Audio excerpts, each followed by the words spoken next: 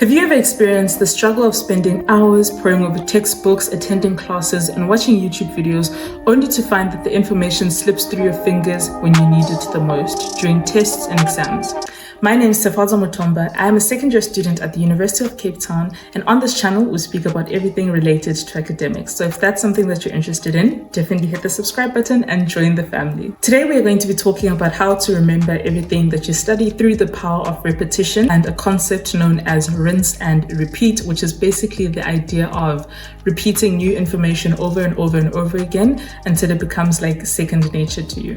So when you're learning new information, essentially what you're doing is you're creating new neural pathways in your brain for the information that you're receiving. The first technique that I'm sure a lot of you guys may have heard about is active recall. Imagine it's a mental workout where you're flexing your memory muscles. Instead of merely reviewing your notes, actively quiz yourself on the material. It could be in the form of flashcard, self-made questions, or even explaining concepts aloud to an imaginary audience. So essentially how I like to do this is that when I am studying, I study bit by bit, section by section, so like page by page essentially, or like 2 pages at a time, where first I'll read it the first time, and then I'll read it again, and then I'll keep, but like I don't just read it, like I'll read it the first time, and then I'll teach it to myself. I'm like, hey, what did I just read from this page? Well, this page spoke about this, it spoke about this, it spoke about this, which is basically me reteaching myself the information. So I'm actively learning and actively engaging. And as I'm doing that, I'm asking myself questions about the content I've learned. So if, for example,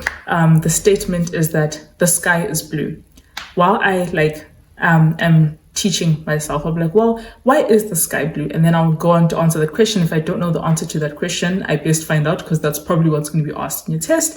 So essentially, active recall helps you not only just gain confidence in your ability to answer questions, but it also makes sure that you actually understand what it is that you've been learning. The second technique that I use is called the blurt technique. This technique is all about quickly recalling information without overthinking.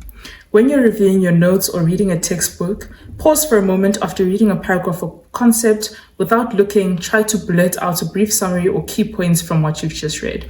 So this is how I do it. So after I'm done reading my first layer, I call it studying in layers, because you don't just study once and twice, like you study in multiple layers. So when you're done with the first page, you'll do the first page, and then you do the second page, and then before you go into the third page, you'll recap the first and second page. Then before you go into the fourth page, you recap the first, the second, and the third page. So basically creating layers, or if you think of it as an onion, you're basically peeling off the layers of the onion. So this is how I use the blurt technique. Basically what I will do is as soon as I am done with something, you take a blank piece of paper, and then on that paper, you time yourself for either a minute, 30 seconds, or a minute and a half, where you just close your textbooks and you just write every single thing that you can remember about the topic that you just learned, all the key points. And you make sure that you do it in a short interval time to put you under that exam type of pressure. Because if you give yourself 30 minutes, okay, obviously you're going to remember everything that you just learned. But it also helps you realize what it is that you do know and what it is that you don't necessarily know. And then you can compare your notes to the notes of the actual book and see where the similarities are and where the differences are, and fill in the missing gaps from that. Now that we've explored the blurt technique, let's move on to the last technique which I have for you guys, which is known as the Feynman technique. This technique is named after the brilliant physicist Richard Feynman. This technique is all about simplifying complex concepts and explaining them in your own words. So essentially this concept is based on the fact that if you can teach someone else, or if you can teach it to yourself, then you truly do understand it. I have a friend, her name's Ellie. She's actually made out of my high school dress. This is what my dress looked like. She is my study partner. She will sit on my desk and then she will listen to everything that I have to say, because honestly, that's why she exists.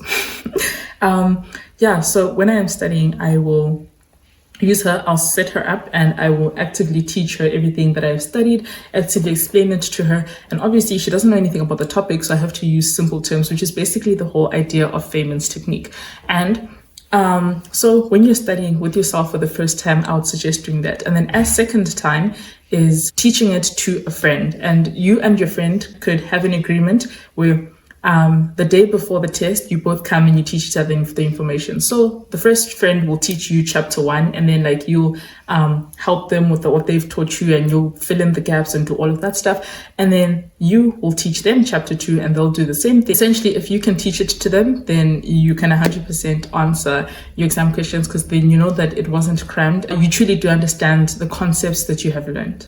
So yeah, these are the 3 techniques that I have for you guys. These are the 3 techniques that I use on a regular basis to ensure that I am not cramming and studying, because if you learn to understand and not to cram, then I 100% assure you that you'll be able to remember everything that you've learned, because now it makes sense to you, and it's part of your brain. Those neural pathways that I was talking about, it's actually part of your brain. It's not just information that you're storing until you're at the test, because if you do cram your way through it, you can get your way through the term that way.